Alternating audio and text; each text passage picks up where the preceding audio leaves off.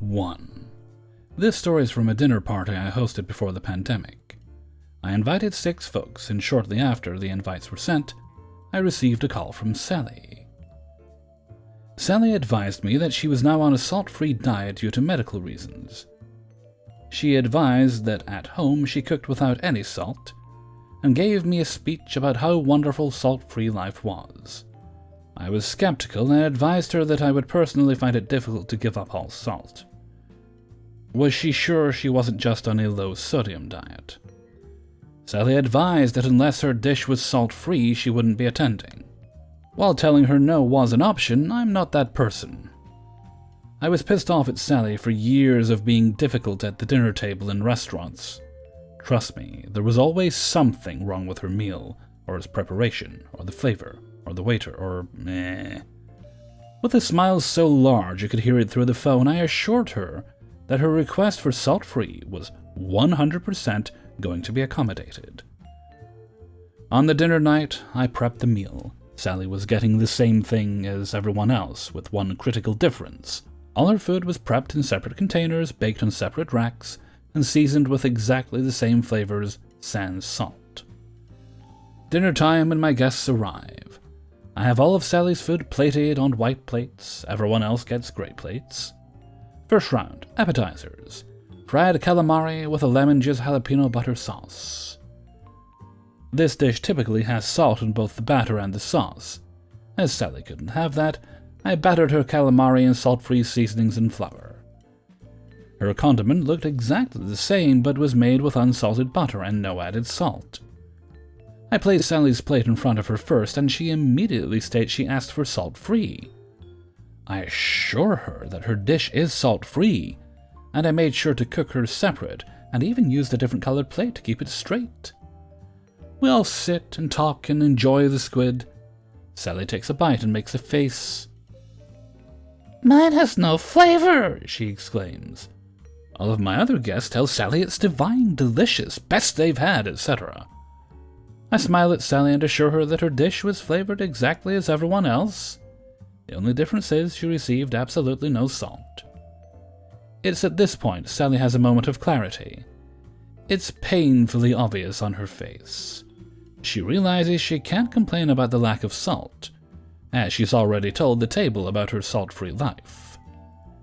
She also can't claim it tastes terrible if everyone else is raving about the food. She literally looks like she was about to cry at the table. As my guests enjoy their dinner, Sally is slowly doing the toddler plays with her food munch and pushing her calamari around the plate. After a few moments, she reaches for the sauce that I made for everyone else. "Sally, be careful! The salt-free sauce is in the white bowl. That one has salt!"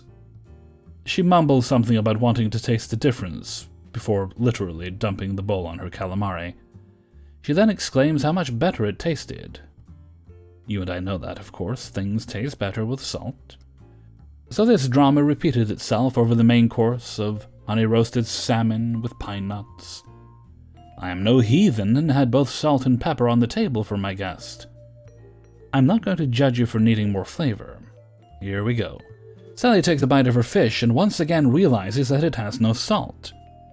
She reaches for the salt shaker and conversation stops. Another guest asks Sally if she was okay with adding salt to her food. She proceeds to shower her fish with salt sprinkles. I also baked some cookies for dessert. The dough uses a little salt. I made sure to whip up a separate batch of cookies wrapped to go for her, salt-free of course.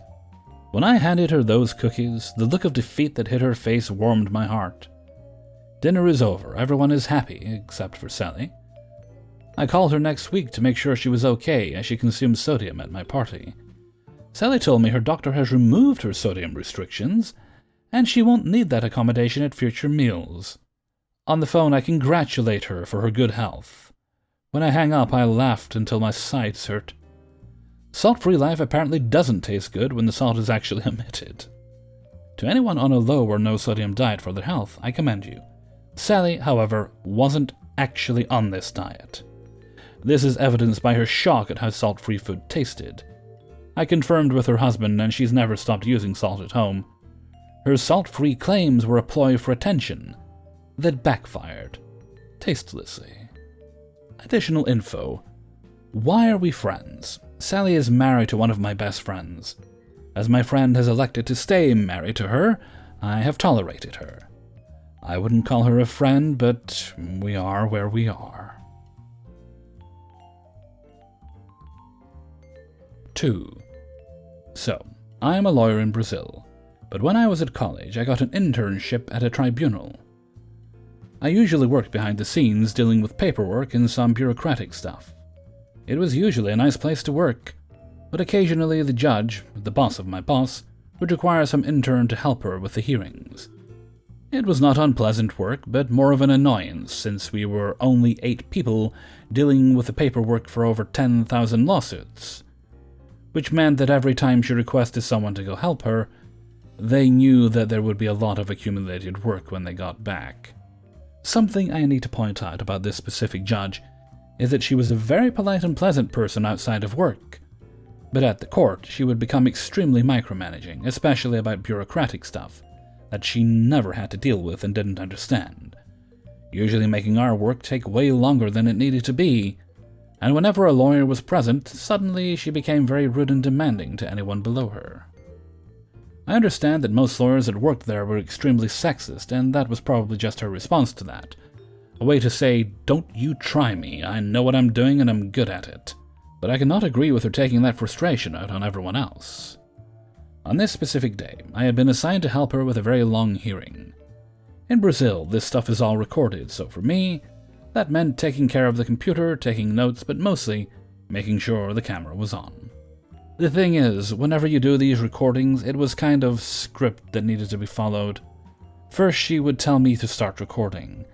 Then she would present herself, tell what case was being judged, then name the first witness and show their documents to the camera, to prove that we were questioning the right person. Only after that, she would start questioning the witness. Then the lawyers would take turns doing the same. I'm not sure why, but she was more annoyed with me than usual that day, and did everything in her power to show everyone in the room that she was the boss, and I was supposed to just do what she said without arguing. But despite that, she was talking a lot with the lawyers about trivial stuff, while waiting for some witnesses that hadn't arrived yet. Finally, everyone is there and the hearing can begin.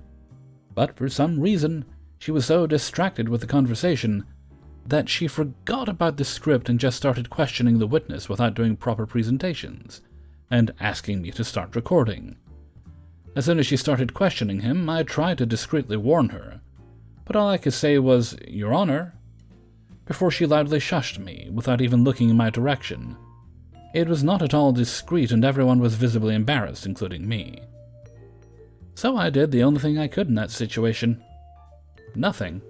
I couldn't start recording without the presentations, and definitely not do it in the middle of the hearing. So I just sat there and waited. After almost half an hour of questioning, she asked me to stop the recording because they would do a small recess. All I could say was, "As I tried to warn you, Your Honor, the video was not recording when you started questioning him."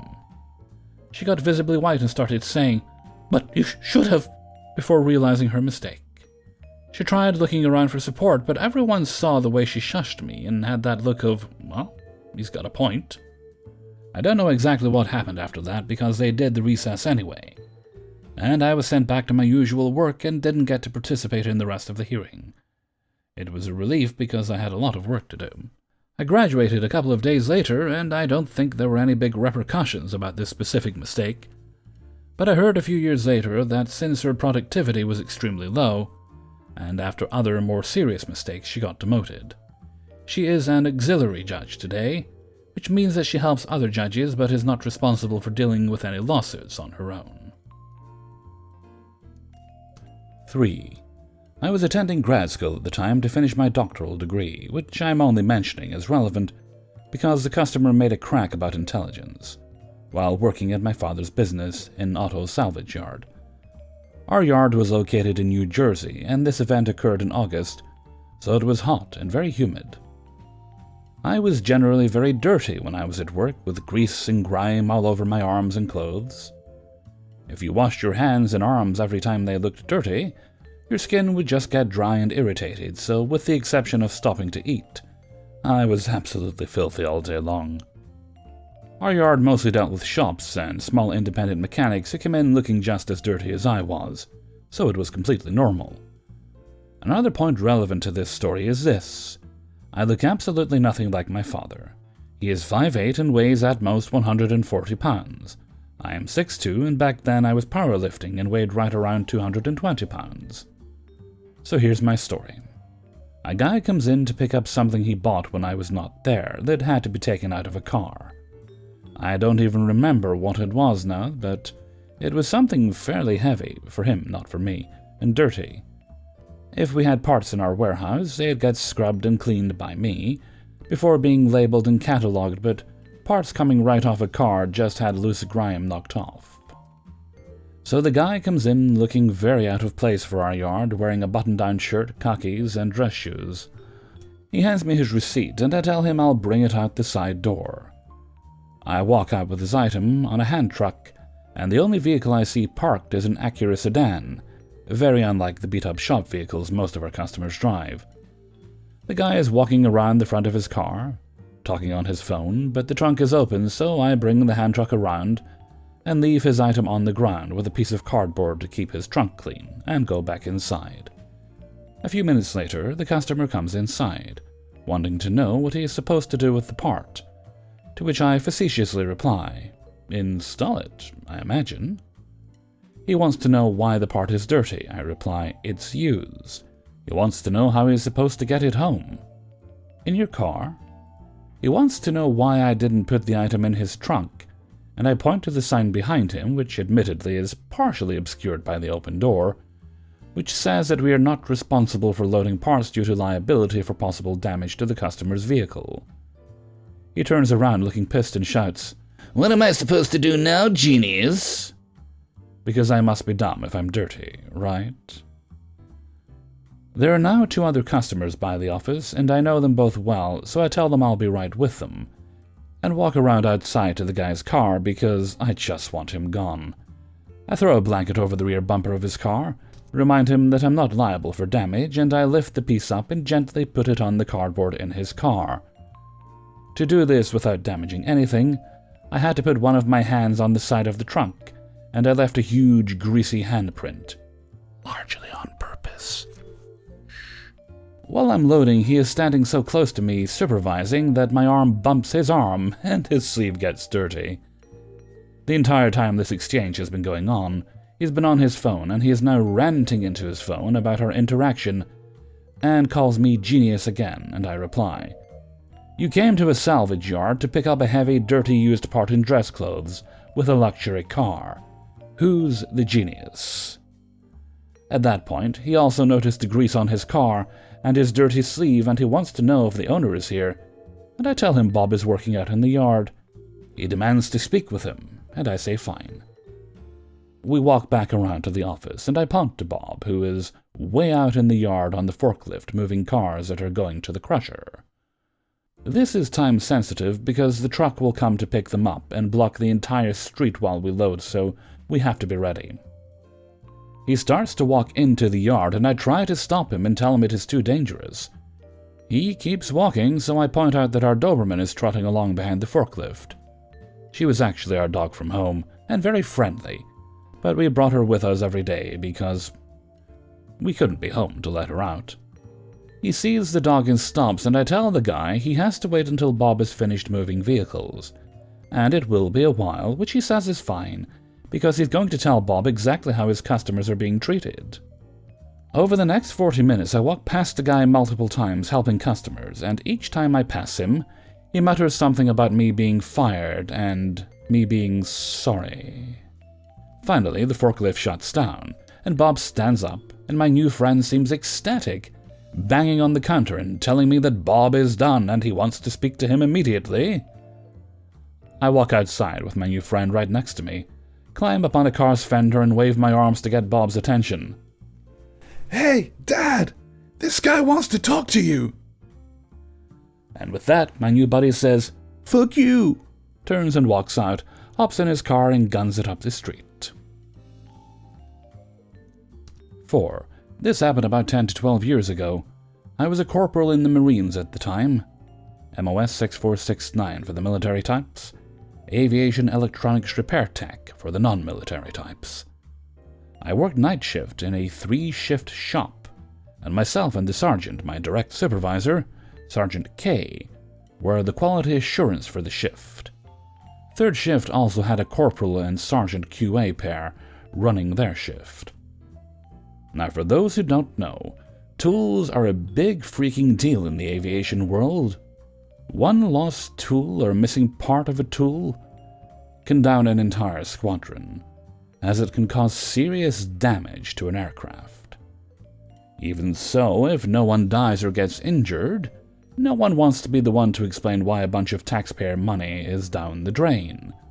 So, your shop QA reps have to verify all the tools are accounted for every shift change, after every maintenance action, and even if the tech working needs to take a break to go to the bathroom. Well, on a night like any other, one of my techs broke a tool. We found every piece, wrote up the appropriate paperwork, and left a pass down for day crew to take care of it, as the head QA shop and tool shop didn't run a night crew. Since we found everything, not a huge deal, shit happens. Well, the third shift corporal comes in and we start taking stock of the tools. We were a fairly large shop, somewhere between 12 to 15 large toolboxes. Now, naval aviation maintenance is full of procedures that, if performed by the book, they would take so long that no actual work would ever get done. This tool check was one such thing. Generally, we just made sure all the tools were where they were supposed to be, and every multi-piece tool had every piece. Usually it took us 20 to 25 minutes max. We start the tool check. He notices the broken tool is not in his toolbox. I tell him I'll give him a full rundown once we're done, and we continue on. By the time we finish, his sergeant, Sergeant D-Bag, as I never got along with him anyway, is there waiting with Sergeant K and the broken tool. Corporal, third shift, what's going on with this? Actually, Sergeant, I was about to explain. I wasn't fucking asking you. I don't know, he hasn't. Do tool check again, then by the book this time. I looked at Sergeant K. He and I usually got along well, and I knew he wasn't fond of Sergeant D-Bag either, but he just shrugged. I could tell this was going to be one of those leadership shows solidarity moments. All right then, game on. I walked away and told every tech from both shifts to stop what they were doing. No work would be done until tool check was completed. Also, go into our computer-based maintenance tracking system and put everything awaiting work. If production control call to ask, tell them that we can't work until tool check is done to the satisfaction of Sergeant D-Bag. We had items that aircraft could not fly without, so this was a big problem. Also, no one leaves until we are done, to make sure no one accidentally takes a tool home. We took every tool out, inspected each one for corrosion and damage, verified it was marked properly, and verified each multi-piece tool had all its parts and each part was marked accordingly. By the book tool check. It took us 4 hours. Did I mention Sergeant K had an hour-long commute to get home? When we finally finished at about 4 a.m., I informed Sergeant K that was how I would do tool check from then on, including with day crew, which is when the staff sergeants and gunnery sergeant he reported to worked. He showed up for day crew before me the next few days and did tool check himself, but for the week after I did the same exact thing with third shift every day. Both sergeants finally came to me on the last day. Sergeant D-Bag because he was tired of dealing with production control on his case, and Sergeant K because his wife was pissed he wasn't getting home until 5 a.m. And not so much apologized as said they wouldn't be bothering me about tool check anymore. Sergeant K and I got along great after that. Sergeant D-Bag got orders shortly thereafter to go to another base. Last I heard he had been demoted back to corporal for something, then got out and started his own business. He actually made minor national news somewhat recently, and still seemed to be the same D-Bag he was, so take that as you will. 5. A few years ago I worked as a field engineer for a call recording company. I worked primarily with 911 agencies, and would integrate recording systems with radio and phone systems to record the calls and radio traffic. If you've heard a 911 call in the news from one of the few states along the East Coast, there's a very good chance I built and installed that system. As part of our company's policy, we would do preventative maintenance every 6 months.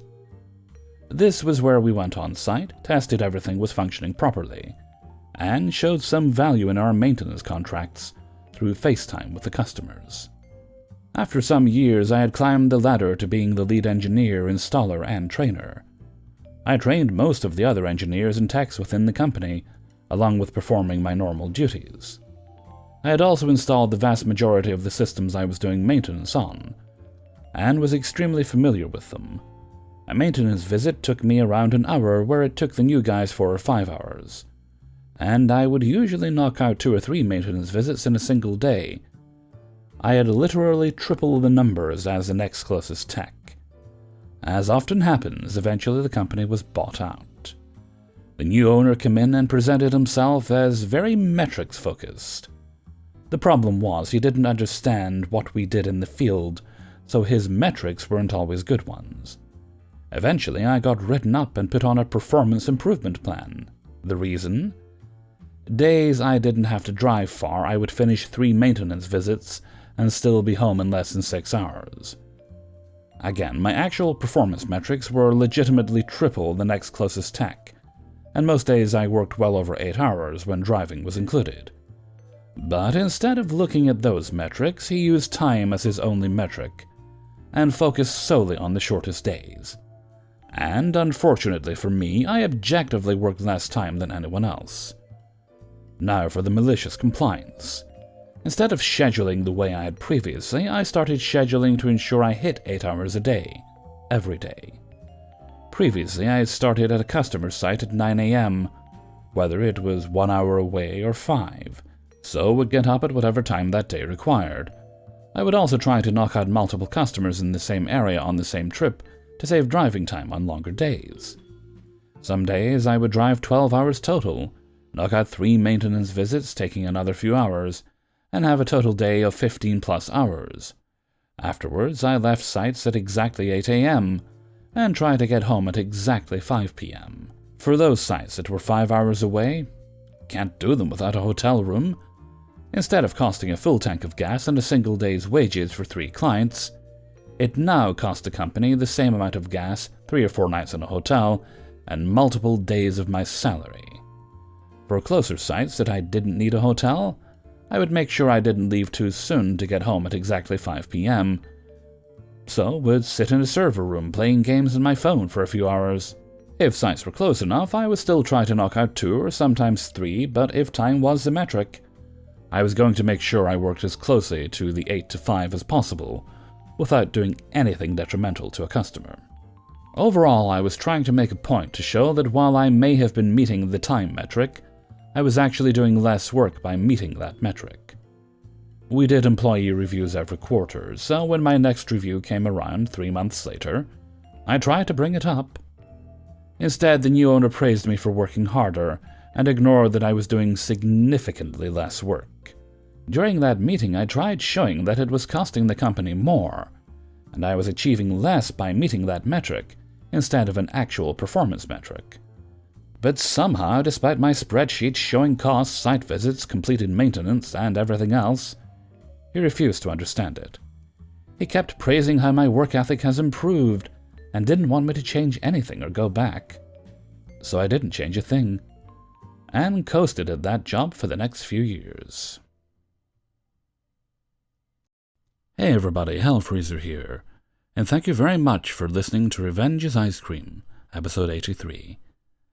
And thank you very much to everybody who allowed me to use their stories in this video. If you enjoyed the video, then please do boop the like button and leave a comment, and if you'd be so inclined, please share the video with your friends and family, and also your enemies. Perhaps they will become friends through the magic of Hellfreezer. Then everyone can subscribe and the world can come together in perfect harmony. But seriously though, share the video if you wouldn't mind. It's all very, very helpful to me, to the channel, and making sure more videos happen on a consistent basis. Now, update for the glitchy people. Actually, that sounds like an insult. You know what? I'll leave it with you. Tell me if it's an insult or not. Update for the glitchy people. Started gathering stories that should be up on schedule on the 24th of this month.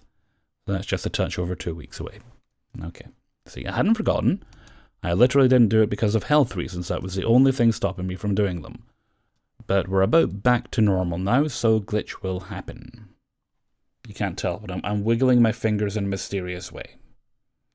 Does that show up on mic? Nope. No, that's not what microphones do. Okay. Anyway, I'm going to wrap things up here, and I'm going to do some household chores to make my house a nice, comfy, habitable place to live in. So until next time, thank you very much for listening, and take very good care of yourself.